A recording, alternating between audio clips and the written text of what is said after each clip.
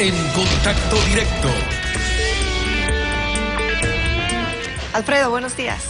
Buenos días, Gaby. Buenos días a todos. La ley del péndulo de derecha a izquierda y viceversa oscila cíclicamente en la política regional y de otros continentes. En América del Sur, al auge derechista y neoliberal de los años 90 y comienzos del siglo, siguió un predominio de regímenes de izquierda que han entrado en crisis. Guillaume Long, presidente de la Comisión de Relaciones Internacionales de Alianza País. Buenos días, bienvenido a Contacto Directo. Buenos días, muchas gracias por la invitación. La crisis económica internacional ha coincidido en América Latina con un periodo de desgaste político que ha sido siempre inexorable. Y a pesar del cambio drástico en el entorno económico, aparentemente la consigna es reforzar el modelo que se ha venido aplicando.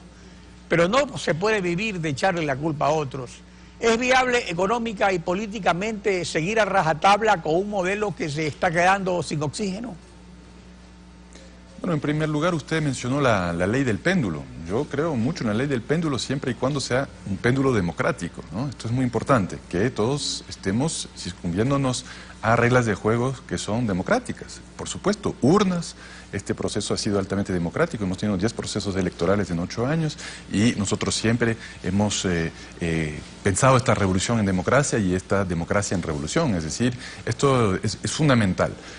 Otra cosa es cuando hay actores políticos de cualquier tendencia ideológica que no se rigen a las reglas del juego institucionales, democráticas, constitucionales, etcétera, etcétera. Eso es muy importante, porque nosotros no estamos para nada en contra de la ley del péndulo, ¿no? Sino dentro de un marco absolutamente democrático. Y en cuanto al modelo económico, yo creo que el modelo económico nos ha servido muy bien. Siempre supimos que este año iba a ser un año un poco difícil.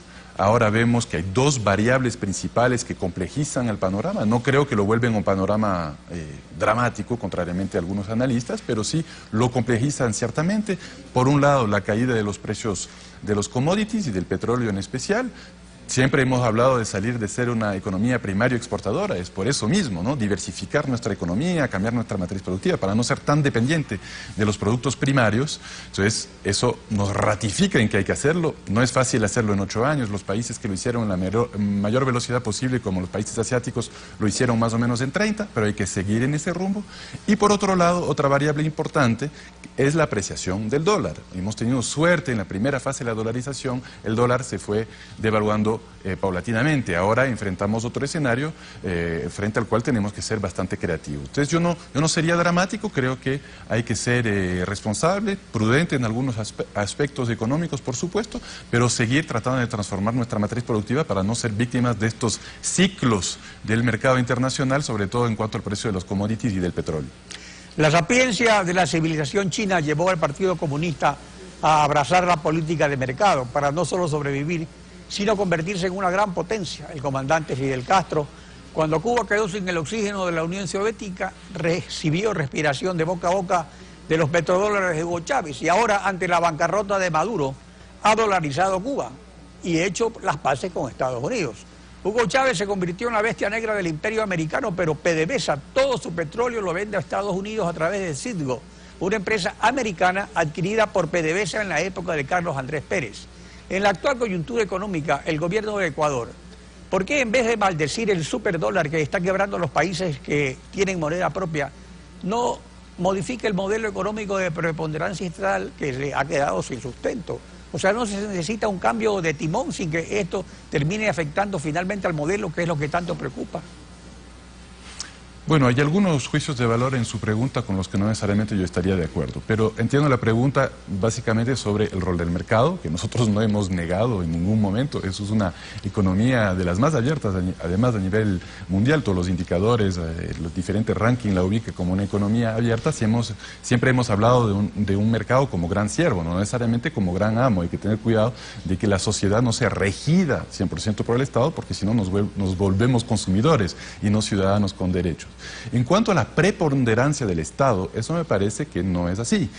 Si uno hace un ejercicio, o sea, habría que comparar con qué, con quién. O sea, si uno hace un análisis comparativo, esto es un poco un mito neoliberal. Más bien, los estados de América Latina en general son estados que tienen bajo nivel de injerencia del Estado en la vida, en el desarrollo económico, y eso no excluye a Ecuador. Si uno compara, por ejemplo, hay muchos indicadores, por ejemplo, la tasa impositiva del Ecuador, que es alrededor del 19% del PIB, el peso de los impuestos en la economía, 19% del PIB en Ecuador, frente al promedio de la Unión Europea, que es 38%, el doble. Y sin embargo, la Unión Europea, bueno, yo creo que nadie se atrevería a decir que es un paradigma del socialismo, son países muy capitalistas. Desarrollada. Por supuesto, pero por eso, ¿cómo ha llegado ese desarrollo? Con un cierto peso del Estado, con cierta regulación. Y creo que hay muchos mitos, ¿no? Los Estados-naciones modernos se construyeron a través incluso de cierto proteccionismo. Luego, cuando adquirieron una situación de ventaja, eso es válido para Estados Unidos, válido para Inglaterra, para Alemania, para Francia, para China, para muchos de los países desarrollados, ya pelearon consiguiendo dominio de mercado, lo que se llama dominio de mercado, pelearon por que el mundo se abra ante su gran competitividad, pero ningún país en la historia de la humanidad ha llegado a través de ausencia del Estado o lo que es el creo neoliberal puro hoy en día. Entonces yo creo que habría que hacer un equilibrio de frente a qué, frente a quién, en muchos aspectos, incluso el peso de los funcionarios públicos, el peso de la burocracia, ya lo dije, el peso de los impuestos, frente a la Unión Europea, que son países muy capitalistas, seguimos siendo países con un Estado bastante pequeño. Refiriéndonos al péndulo democrático al que usted señalaba, que es de mantener el ejercicio de la democracia. Sin embargo, parece que la consigna es cerrarse a machote y políticamente cree encontrar la solución en las reelecciones indefinidas, que incluso son un cuerpo extraño en el longevo régimen comunista chino, donde nadie ha durado más de 10 años presidiendo el poder, mientras el régimen de izquierda que más se mantuvo en el mando fue el PRI por 71 años en México, pero prohibiendo la reelección presidencial.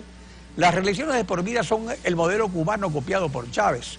No ir contracorriente de la historia y de los propios principios de Alianza País, insistir en la reelección indefinida. Bueno, en lo personal yo siempre, incluso desde la propia Constitución, me pareció un error poner solo 2 periodos consecutivos. Incluso hay muchos países, Brasil, Argentina, otros países, en donde hay 2 periodos consecutivos, luego no se puede un tercero y bueno, el máximo es 2 consecutivos, pero no hay un límite, digamos, en cuanto al total de número de periodos que una persona puede estar de mandatario. Entonces, yo no tengo ningún problema ideológico con la reelección. Para mí la reelección es un tema de este mismo péndulo que usted menciona. El péndulo democrático depende de la voluntad popular. Entonces, si hay una voluntad popular para esa reelección, yo no le veo ningún problema. No restringe derechos, es una opción más. En cuanto a la duración de jefes de Estado, mandatarios, hay diferentes modelos en diferentes partes del mundo. En nuevo, el modelo europeo, en reiteradas ocasiones ha habido mandatarios absolutamente democráticamente electos que han durado 12, 14, 15 años. Los sistemas parlamentarios, por ejemplo, suelen tener primer ministros que duran 10, 15 años. Pero sistema parlamentario, esto es un debate no que se tendrá que dar. Sí, hay algunos sistemas mixtos, presidentes electos directamente, pero dentro de un sistema semiparlamentarista, el ejemplo francés, por ejemplo, donde se elige directamente el presidente, pero hay un gobierno que es compuesto por un sistema semiparlamentarista. Hay muchos modelos a nivel mundial, o sea, vamos a poder encontrar ejemplos y contraejemplos. Es un debate que se está dando. Yo creo que ideológicamente yo no tengo un problema con la reelección. Bueno, habrá que ver que ese debate se dé en los cauces institucionales, constitucionales, democráticos. Eso es lo importante, que no haya abuso de los cauces institucionales, constitucionales y democráticos. Para mí esa es la verdadera ley del péndulo. En efecto, eso es lo fundamental. Por eso es que teóricos de la ciencia política llaman dictaduras plebiscitarias a los gobiernos autodenominados progresistas por la legitimación que estos logran mediante consultas populares. Respecto al paquete de 16 enmiendas, ¿por qué se cambió el modelo plebiscitario de Alianza País y la Asamblea suplanta a la soberanía popular cambiando la Constitución? ¿No se pierde legitimidad aunque ese mecanismo sea legal? Bueno, yo en primer lugar estoy en total desacuerdo con este tema de la dictadura plebiscitaria. O sea, no tiene sentido. Es una postura de la derecha, sí. Es una postura de la derecha, es una postura que tiene mucho que ver con el mal llamado populismo, que nunca es bien definido, nunca nos dicen si es carisma, si es liderazgo, si es capacidad oratoria, si son políticas populares, si es presencia del Estado, si es ausencia del Estado, porque había neoliberales que también se les han llamado populistas. Es decir, hay mucho trabajo que hacer a nivel teórico. Habrá que ver, yo no me opongo a un proceso electoral, o tipo de consulta popular en el futuro cercano, en el futuro distante. Esa es una discusión que tendremos que tener en el Ecuador, también en el movimiento Alianza País. Ciertamente la Constitución establece cauces claros para reformar ciertos artículos de la Constitución. En ese sentido, lo que se está planteando a través de la Asamblea Nacional tampoco es ilegítimo. En el contexto regional, una de las cruzadas del comandante Chávez, desaparecido líder del socialismo del siglo XXI, fue desacreditar mecanismos de integración regional como la Comunidad Andina y el Sistema Interamericano de Derechos Humanos, que para el Ecuador sí han funcionado. Y ha promovido pues nuevos entes como UNASUR, el Banco del Sur, el ALBA y la CELAC, que no alcanzan credibilidad para resolver casos concretos, como por ejemplo el de Venezuela. Recordemos lo que dijo al respecto el ex embajador en Caracas del presidente Correa, René Vargas Pasos. UNASUR es parte del proyecto político del socialismo del siglo XXI, como se le denomina, y eso le quita, a mi juicio, con todo respeto, un nivel de neutralidad aceptable. Van a ser favorables a Maduro los informes de UNASUR. El general Vargas, fundador del movimiento bolivariano y amigo de Chávez, es el que dijo esto. En la actual coyuntura económica, ¿no es hora de adoptar posiciones pragmáticas como negociar, por ejemplo, un acuerdo comercial con Estados Unidos, al igual que tienen los gobiernos socialistas de Chile y Uruguay? Bueno, habría que ver el contexto de la cita del general, una frase ahí, no voy a comentar. Era sobre las elecciones de Maduro, cuando lo eligieron a Maduro y se impugnaba esa elección. Okay. No suelo comentar citas de pocos segundos, habría que ver el contexto. Pero en general, sobre su pregunta, de nuevo, estoy en desacuerdo con la premisa de que usted plantea. Yo creo que los varios sistemas de integración que estaban vigentes en la región, ¿no?, antes de la UNASUR, la CELAC, de la nueva ola de regionalismos, estaban en profunda crisis.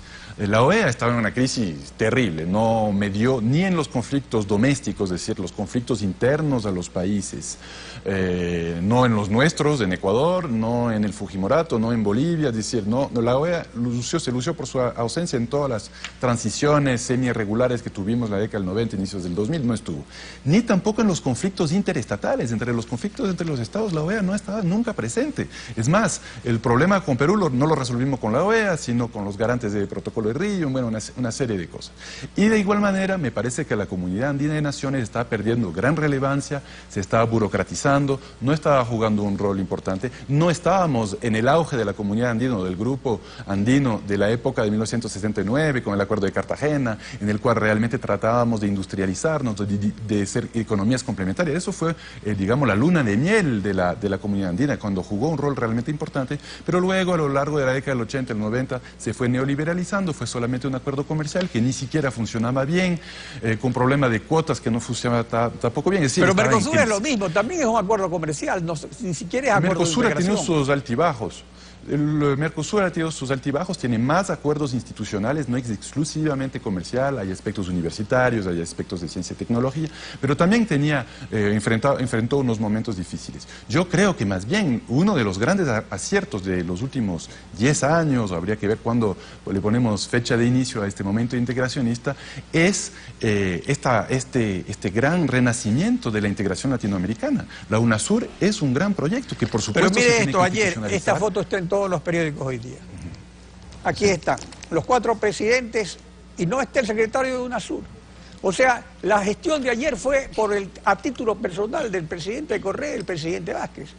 UNASUR no tiene credibilidad. Había dos organizaciones ahí, por eso quizás para mantener la misma jerarquía, el mismo nivel. No, yo no voy a comentar mucho sobre este tema, un tema muy delicado que lo tienen que manejar la Cancillería y no el presidente del partido, del presidente de las Relaciones Internacionales del Movimiento Alianza País. Pero creo que tanto la CELAC, representada a través del presidente pro tempore Rafael Correa, como la UNASUR, representada a través del presidente pro tempore Tabaré Vázquez, estaban presentes y la resolución final internacional, que es lo que nos importa, que es lo importante aquí, que no haya una polarización realmente que se salga de control en la frontera colombo-venezolana, es muy positiva. Mañana vamos a tener una reunión de ministros ya en Caracas, ya en donde van a trabajar la parte mucho más técnica del enfriamiento un poco y que se mejore la situación fronteriza. Bueno, ojalá con los mecanismos de integración anteriores, OEA, Comunidad Andina de Naciones, el sistema interamericano, etcétera, hubiésemos tenido ese tipo de celeridad, ese tipo de voluntad política. Y si es diplomacia presidencialista, pues en buena hora. El punto es resolver nuestros conflictos. Guillaume, gracias por acompañarnos hoy en Contacto Directo.